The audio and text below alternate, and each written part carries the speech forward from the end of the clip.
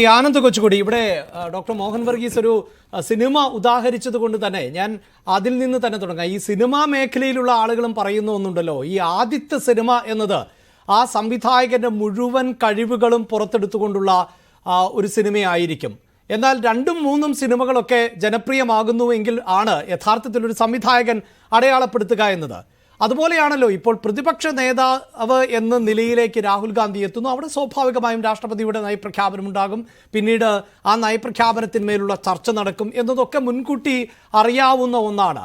അതുകൊണ്ട് ഗൃഹപാഠം നടത്തി വിഷയങ്ങളെ കൃത്യമായി അഡ്രസ്സ് ചെയ്യാൻ രാഹുൽ ഗാന്ധിക്ക് സാധിച്ചു എന്ന് പൊതുവെ വിലയിരുത്തപ്പെടുന്നുമുണ്ട്.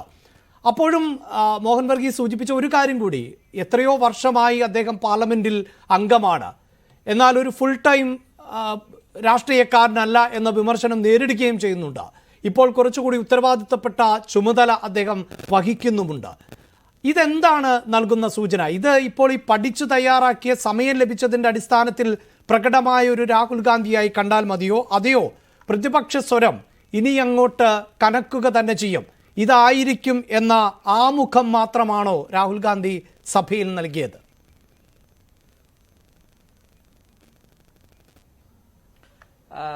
അഭിലാഷ്, ഞാൻ ഈ കാര്യത്തിൽ ഡോക്ടർ മോഹൻ വർഗീസിനോട് പൂർണ്ണമായിട്ടും യോജിക്കുന്നില്ല. ഇപ്പോൾ കേരളത്തിലെ മാധ്യമങ്ങൾ, ഞാൻ കഴിഞ്ഞ ദിവസം പത്രങ്ങൾ എടുത്ത് നോക്കുകയായിരുന്നു. ഇന്നലത്തെ പത്രങ്ങൾ നോക്കിയാൽ എല്ലാ പത്രങ്ങളും തന്നെ രാഹുൽ ഗാന്ധിയുടെ പ്രസംഗത്തെ വലിയ ഒരു സംഭവമാക്കിയാണ് മാറ്റിയിരിക്കുന്നത്. ദേശീയ മാധ്യമങ്ങളും ഒരു പരിധിവരെ കഴിഞ്ഞ 5 വർഷം രാഹുൽ ഗാന്ധിയോട് അനീതി ചെയ്ത മാധ്യമങ്ങൾ ഉൾപ്പെടെ ആ പ്രസംഗത്തെ വലിയൊരു കാര്യമായിട്ട് അവതരിപ്പിക്കുന്നുണ്ട്. ഞാൻ പക്ഷേ ഇതിനെ ഒരു കഴിഞ്ഞ 5 വർഷത്തെ ഒരു പ്രതിപക്ഷത്തിന്റെ ഒരു പെൻഡപ്പായിട്ടുള്ള, അതായത് അവരുടെ ഒരു അമർഷം തീർക്കുന്ന രീതിയിലുള്ള ഒരു പ്രസംഗമായിട്ടാണ് കാണുന്നത്. കഴിഞ്ഞ 5 വർഷമായിട്ട് ലോക്സഭയിൽ 2014 മുതൽ 19 വരെ അത്രയും ആയിരുന്നില്ല. ശരിയാണ്, 2014 മുതൽ 19 വരെ അവിടെ ഖാർഗെ ഒരു പ്രതിപക്ഷ നേതാവായിട്ടുണ്ടായിരുന്നു. അന്ന് ഒരു എന്താ പറയുന്നത്, കുറച്ചുകൂടിയൊക്കെ ലോക്സഭയിൽ ഒരു എന്താ പറയുന്നത്, ഒരു ജനാധിപത്യത്തിന്റെ ഒരു തരിമ്പെങ്കിലും ഉണ്ടായിരുന്നുവെന്ന് പറഞ്ഞാൽ 2019 മുതൽ 24 വരെയുള്ള ആ ഒരു കാലയളവ് ശരിക്കും പറഞ്ഞാൽ ഒരു ഈ അടിയന്തരാവസ്ഥ അല്ലെങ്കിൽ അപ്രഖ്യാപിത അടിയന്തരാവസ്ഥ എന്നൊക്കെ പറയുന്നതിന് വളരെ പ്രാധാന്യം ആ ഒരു തരത്തിലുള്ള ഒരു പെരുമാറ്റമായിരുന്നു പ്രതിപക്ഷത്തോട് നരേന്ദ്രമോദിയുടെ സർക്കാർ, പ്രത്യേകിച്ച് ഓം ബിർള അദ്ദേഹത്തിന്റെ സീറ്റിൽ ഇരുന്നുകൊണ്ട് ചെയ്തുകൊണ്ടിരുന്നത്. ഒരു ഒറ്റയടിക്ക് 146 എംപിമാരെയൊക്കെ സസ്പെൻഡ് ചെയ്യുക, അതുപോലെ പ്രതിപക്ഷത്തെ ഒരു മൊത്തത്തിൽ അവർക്കൊരു റോളുമില്ലാതാക്കുന്ന രീതിയിൽ ആക്കിയിരുന്നു. പക്ഷെ അതിന്റെ എല്ലാം ഒരു ഒറ്റയടിക്ക് ഒരു ഉത്തരം കൊടുക്കുന്ന രീതിയിൽ അതിനെല്ലാം ഒന്ന് എന്താ പറയുന്നത്, ആ 5 വർഷത്തെ ആ ഒരു ഫ്രസ്ട്രേഷൻ തീർക്കുന്ന രീതിയിലുള്ള ഒരു പ്രസംഗമായിട്ടാണ് ഞാനതിനെ കാണുന്നത്. രണ്ടാമത്തെ കാര്യം, ഞാൻ രാഹുൽ ഗാന്ധിയെ കാണുന്നത് കഴിഞ്ഞ 20 വർഷമായിട്ട് അദ്ദേഹം പാർലമെന്റിൽ ഞാൻ അദ്ദേഹത്തെ നിരീക്ഷിച്ചുകൊണ്ടിരിക്കുകയാണ്. അപ്പോ എനിക്ക് ഈ 20 വർഷത്തിൽ അദ്ദേഹം ആ ഒരു കോൺസ്റ്റിറ്റ്യൂഷണൽ അതോറിറ്റി ആയിട്ട് വന്ന ആദ്യത്തെ പ്രസംഗം ഞാൻ പ്രതീക്ഷിച്ചതിന് ഒത്താതെ ഉയർന്നില്ല എന്ന് എനിക്ക് പറയേണ്ടി വരും. കാരണം അദ്ദേഹത്തിന് 100 മിനിറ്റ് സമയം കിട്ടുന്നത്, അല്ലെങ്കിൽ 90 മിനിറ്റ് ആണ് എനിക്ക് തോന്നുന്നു അദ്ദേഹത്തിന് സമയം അനുവദിച്ചിരുന്ന സമയം, അത് അത്രയും സമയം കിട്ടുമ്പോൾ അത് കുറച്ചുകൂടി നന്നായി വിനിയോഗിക്കാമായിരുന്നു.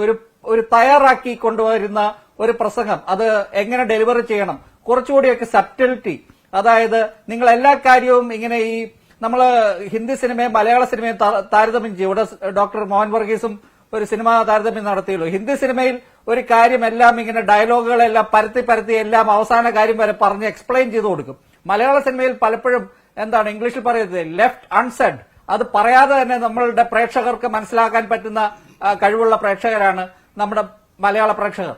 അതുപോലെ കുറച്ചുകൂടി പ്രസംഗത്തിലൊക്കെ കുറച്ചുകൂടി മിതത്വം, അത് ഈ ആഞ്ഞടിക്കുക പ്രഹരിക്കുക എന്നുള്ളത് എപ്പോഴും വലിയ ബൊംബാസ്റ്റിക് ആയിട്ടുള്ള വലിയ വാക്കുകൾ ഉപയോഗിച്ച് മാത്രമല്ല ചെയ്യുന്നത്. നമ്മുടെ നെഹ്റുവിന്റെ കാലം മുതൽ വലിയ പാർലമെന്റേറിയൻസിന്റെ പ്രസംഗങ്ങൾ, അതിന്റെ ഒത്തിരി ചരിത്രം നമുക്കുണ്ട്. രാഹുൽ ഗാന്ധി പക്ഷേ അദ്ദേഹം കഴിഞ്ഞ 20 വർഷമായിട്ട്, പ്രത്യേകിച്ച് കഴിഞ്ഞ 10 വർഷമായിട്ട് അദ്ദേഹം പറഞ്ഞുകൊണ്ടിരിക്കുന്ന പല കാര്യങ്ങളുടെ ഒരു സംക്ഷിപ്ത രൂപമായിട്ടാണ്. പിന്നെ അദ്ദേഹം ഈ ഹിന്ദുത്വ അങ്ങനെയെങ്കിൽ ശ്രീ ആനന്ദ് കൊച്ചുകൂടി ഇപ്പോൾ ഈ വിഷയത്തിന് മറുപടി നൽകിയല്ലോ പ്രധാനമന്ത്രി. ഈ പ്രസംഗത്തിന് മറുപടി നൽകുമ്പോൾ എന്തുകൊണ്ടായിരിക്കാം ഈ പ്രധാനമന്ത്രിക്ക് രാഹുൽ ഗാന്ധിയിലേക്ക് കൂടുതൽ ഫോക്കസ് ചെയ്യേണ്ടി വന്നത്? കോൺഗ്രസിനെ കടന്നാക്രമിക്കുന്നതിനായിരുന്നല്ലോ ഈ നന്ദി പ്രമേയത്തിന്റെ മറുപടിയിൽ പ്രധാനമന്ത്രി കൂടുതൽ സമയവും ചെലവഴിച്ചത്.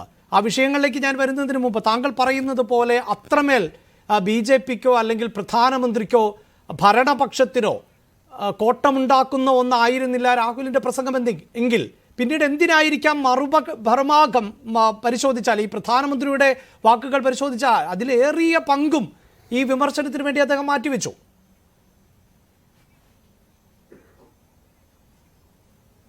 അല്ല, അത് വളരെ സിമ്പിൾ ആയിട്ടുള്ള ഉത്തരമാണ്. അത് കഴിഞ്ഞ 10 വർഷമായിട്ട് BJP ഇവിടെ ഡിമോണൈസ് ചെയ്തുകൊണ്ടിരിക്കുകയാണ്. ഇവിടെ കോൺഗ്രസിനെ വില്ലനായിട്ട് ചിത്രീകരിച്ചുകൊണ്ടിരിക്കുകയാണ്. അത് BJP-യുടെ പ്രതിപക്ഷത്തോടുള്ള അവരുടെ സമീപനമാണ്. കാരണം കോൺഗ്രസ് തളർന്നാൽ അവർക്ക് മുൻപോട്ട് പോകാൻ പറ്റുകയുള്ളൂ. അതിന്റെ നേതാവായിട്ടുള്ള രാഹുൽ ഗാന്ധി അവർക്ക് തകർക്കണം.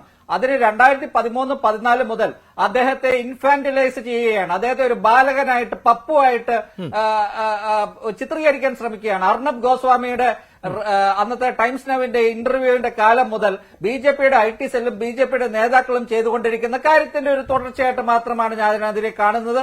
ഇദ്ദേഹം പ്രതിപക്ഷം നേതാവായതിനു ശേഷവും ഇദ്ദേഹത്തിന് മെച്യൂരിറ്റി വന്നിട്ടില്ല എന്നുള്ള രീതിയിലാണ് മോദി ആക്രമിക്കുന്നത്. അത് അവരുടെ ഒരു അജണ്ടയുടെ ഭാഗമായിട്ട് വേണമെങ്കിൽ കണക്കാക്കാം. എന്ന് വെച്ച് രാഹുൽ ഗാന്ധി പറഞ്ഞതൊന്നും ഇഫക്റ്റീവ് ആയില്ല എന്നല്ല ഞാൻ പറയുന്നത്. ഞാൻ പറയുന്നത് രാഹുൽ ഗാന്ധിക്ക് ഇതിനേക്കാൾ മികച്ചതാക്കാമായിരുന്നു ഇത്രയും വലിയൊരു സുവർണാവസരം എന്ന് മാത്രമാണ് ഞാൻ പറയുന്നത്. എന്തായാലും ഞാൻ താങ്കളിലേക്ക് വരാം.